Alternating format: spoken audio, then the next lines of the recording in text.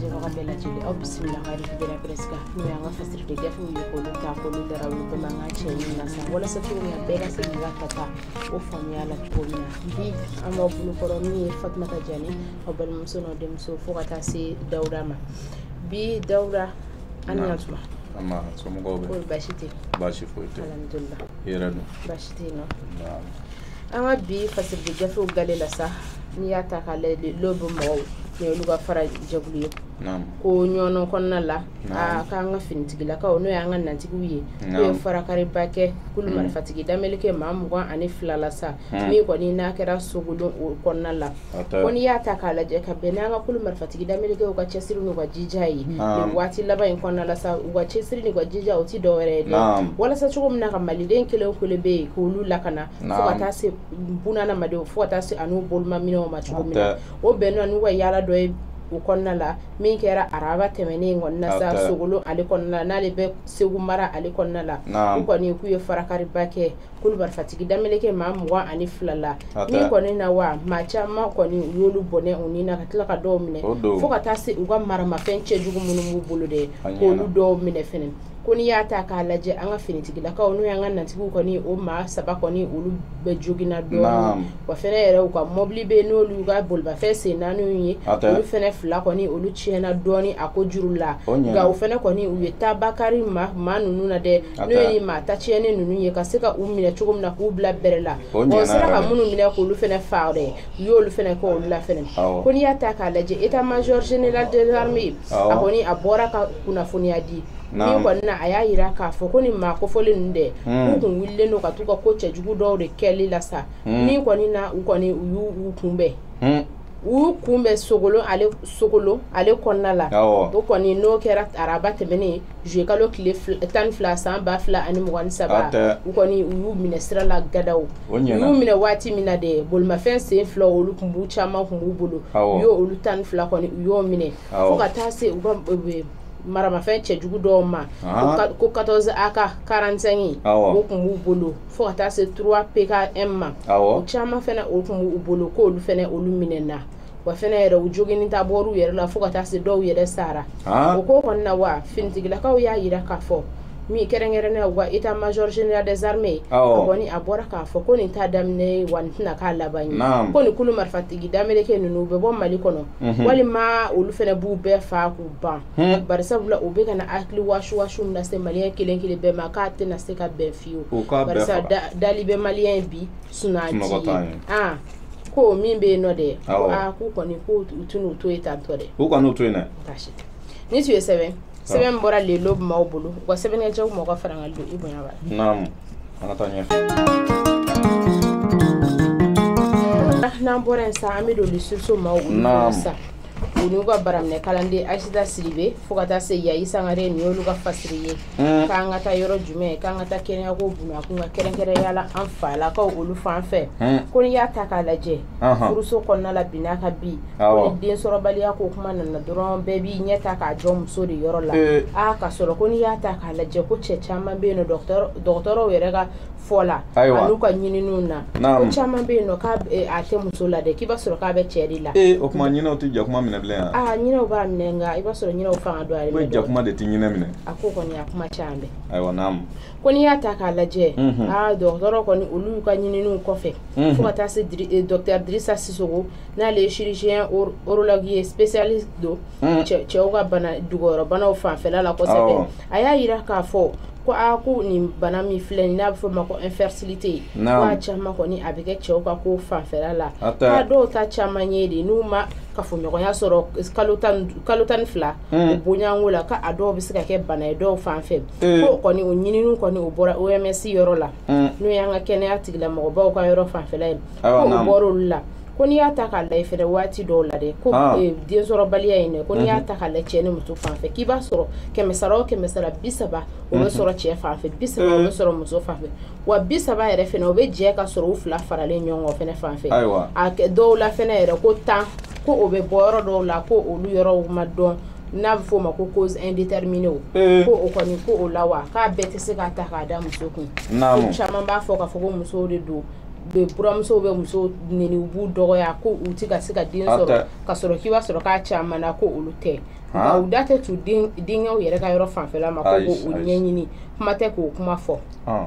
wa ko n'i y'a ta k'a lajɛ ni infertilité ko in na sa cɛw ka ko bunakun ka sa ka a kɔni ko yɛrɛ jubaju ye fɛn fila ye ko n'a bɛ fɔ min ma fɔlɔ la ko infertilité primaire fo ka taa se infertilité secondaire ma wa fɛnɛ ko olu kɔnɔna la dɛ ko a banaw fɛnɛ sugu ka ca olu fɛnɛ kɔnɔna la kosɛbɛ min kɔni na a bɛ se ka kɛ sababu ye ka cɛ ka denko yɛrɛ kɔni k'o dala sa pewu a ka ɲɛnɛmaya kɔnɔ wa dɔw yɛrɛ fɛnɛ bɛ yen nɔ k'a bɛ kɛ denko de bɛ sumaya fo ka taa i ka taa baarabolo dɔw de k'i yɛrɛ la ka fura dɔw ta walasa cogo min na a bɛ se ka basigi e ka se k'i si bɔ cogo min na Ala k'an kisi o amina yarabi ko n'i y'a ta k'a lajɛ fɛnɛ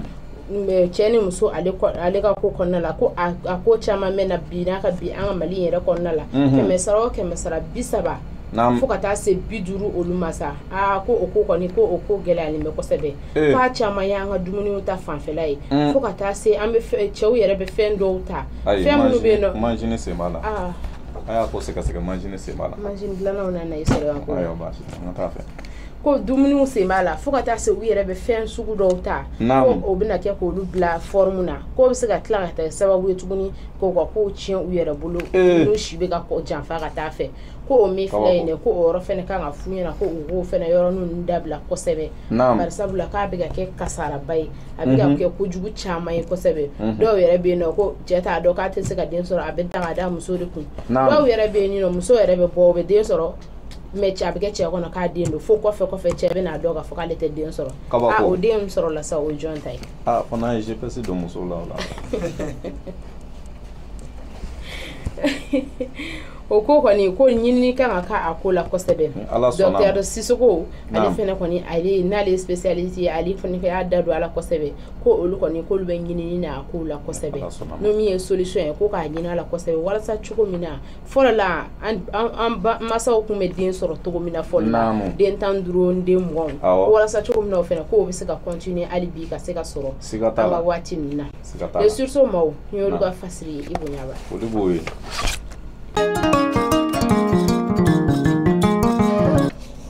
Dawuda an bɛ to les sursaut ma olu bolo hali bi Mariama Sisoko fɛnɛ y'ale ka fasiri ye Sisoko muso kɔni a kɔni u ka yaalaliw kɔnɔna la fo ka taa se Kuluba commissariat de police maaw ka yaalali ma sa ko waati dɔw kɔni na ka fɛn tunun ko caman fo ka taa se téléphone n'o ye an ka welelikɛlaw ye sa olu caman tunun ko kɔni kumakun gannen bɛ Kuluba yan fan in fɛ kɛrɛnkɛrɛnnenya an ka parki ale kɔnɔna la n'o ye parki national ye yɔrɔ min na sa maaw kɔni bɛ taa ka t'u ni lafiya yɔrɔ min na denmisɛnninw ka kulonkɛ yɔrɔ caman u kɔni b'a kɔnɔna la ko n'i y'a ta k'a lajɛ ko waati laban in na sa wa plainte 6 ko de kɔni u taara da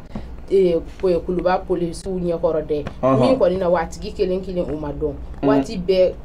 parking kɔnɔna la i ka téléphone ni hakili suɲɛ n'a kɔ dɔrɔn i b'a sɔrɔ a tununa o bɛ taa n'a ye kɔsɔ ko kɔni na wa commissariat de police maaw n'o ye Kulubakaw ye u kɔni u wulila k'u ka baarabolo caman bila sen kan min na cogo min na u bɛ se ka tɛgɛ kari kɛ ni maa kofɔlen in na maa min bɛ yen nɔ n'ale bɛ ka maaw jigi kari de ka maaw jigi waro ni cogo sugu la dɛ u ka se k'o minɛ cogo min na o ko kɔni na wa k'u kɔni u ka jɔw da k'u ka janw da janw kɔni an bɛn na min ma kɔni ko ye IB ye kɔni ma sɔn k'a tɔgɔ yɛrɛ dafalen kɔni u yira dɛ maninka don Bagayogo tɛna ayi maninka don ayiwa n'a ma maninkaw tɛ sɔn nin ma u b'a kɛ u tɛ sɔn ko kɔni na IB kɔni u ma sɔn k'a tɔgɔ dafalen kɔni yira dɛ u y'a yira k'a fɔ ko ni cɛ ni sifinnaka in kɔni ko santigi Kamisogo ka depuis ale kɔni sigira waati min na Kulubakaw fɛ yen nɔ a fɛnɛ kɔni y'a yira k'a fɔ ko kalikan kelen ani siɲɛkan kelen de b'ale bolo maa o maa bɛ yen k'i bɛ suyɛni kɛ maa o maa bɛ yen i bɛ kuntan ko ta k'a lase Kulubakaw ma ale kɔni ale b'i minɛ k'i bila farakariba la a kɔni banna o kɔni i bɛ yen u y'a minɛ waati min na kɔni u y'a bila mandat de dépôt la min na sa walasa juge n'o ye Kristo tigilamɔgɔw ye u ka se k'u ka ɲɛfɔliw kɛ u ka se k'u ka laraweliw k'a kan cogo min na wa fɛnɛ yɛrɛ ko ni cɛni min filɛ nin ye dɛ ko a yɛrɛ si tɛ tɛmɛ san 23 olu kan wa waati bɛɛ de nin ye ko n'i y'a ta k'a lajɛ juillet kalo tile 25 fo ka taa se juillet juin kalo kile mugan duru fo ta se juin kalo kile mugan fila san ba fila ani saba ma olu ba polisi kɔni olu kelen ka ni plainte ba nu sɔrɔ ja ni ya ta kala je ko ni cɛni ne kun ye ni ko in bɛɛ jubaju ye a kelen pere kun do a kelen ne kun ba ka ni kunta wale nun bɛɛ kɛ a minɛna waati mina de telefoni tani kelen o de bɔra kelen kun b'a la yɛrɛ ko ye iPhone 14 ye ko ka telefoni kura bɔlen ye wa ko kɔni ko o yɛrɛ tɛ malien ta ye dɛ ko malien do de nga a kɔni sigilen tɛ Mali kɔnɔ diaspora a sigilen bɛ kɔ kan k'a nana kana k'a bɛna sɛngɛla fiɲɛ bɔ Mali la ka ani ka somɔgɔw ɲɛnafin bɔ ko k'a taara k'a bɛ taa yala la parki kɔnɔna la waati min na a ye muso in kɔni to yala la sa k'a ka telefoni darabaso a la sa ko o ko kɔni na wa telefoni 11 ani ka fara o ka iPhone 14 ka ani fɛnɛ wari kasabiya dɔ minɛna la tuguni min taara 10,1 olu la o fɛnɛ sɔrɔla a kun ko cɛnin kɔni k'a ka ko kɔni k'a ko kuma kun ka ca telefoni kɔni tigiw fɛn ka plainte kun déposera o telefoni tigiw bɛɛ yera fo ka taa se maa wɛrɛ bɛɛ taara ta nɔfɛ sa walasa k'i ta i ka telefoni na sɔrɔ cogo min na bɛɛ kɔni nisɔndiyara a ko juru la sa barisabula ko polisiw ka ni patrouille n'o ye ka yala u bɛ wuli ka min kɛ sa min bɛ kɛ walasa cogo min na zone fo ka taa se kojugukɛlaw ma ka se ka farakari baku la cogo min na wali ko kuntan ko ninnu ka se k'a dabila u ka nin kɛwale juguya ninnu ka se k'a dabila cogo min na ka maaw lafiya cogo min na n'a fɔra o kɔrɔnfɛla o ti sɔn faaba fɛnɛ o fɛnɛ tɛ ka sɔn k'a ko kɔni k'a tɛna se ka ɲɛnabɔ dɛ polisiw fɛnɛ kɔni kalikan ye ko f'u k'u bɛɛ minɛ k'u bila bɛrɛ la u kɔni u y'ale minɛ k'ale bila mana de dépôt la fɔlɔ waati nataw la k'u bɛna a tɔ ɲɛnabɔ walasa cogo min na a mana kɛ k'a kelen de b'a la o ani maa wɛrɛw mana k'a la u ka se k'olu bɛɛ minɛ cogo min na k'u bɛɛ bila bɛrɛ la ni tun ye sɛbɛn bɔra les sources maaw bolo Mariam Sissogo ale ka fasiri Dawuda nin bɛ dansigi kɛ an ka bi revue de la presse la an bɛ kan bɛɛ da an filɛlibaga bɛɛ lajɛlen k'u kan bɛɛ don n'a nataw la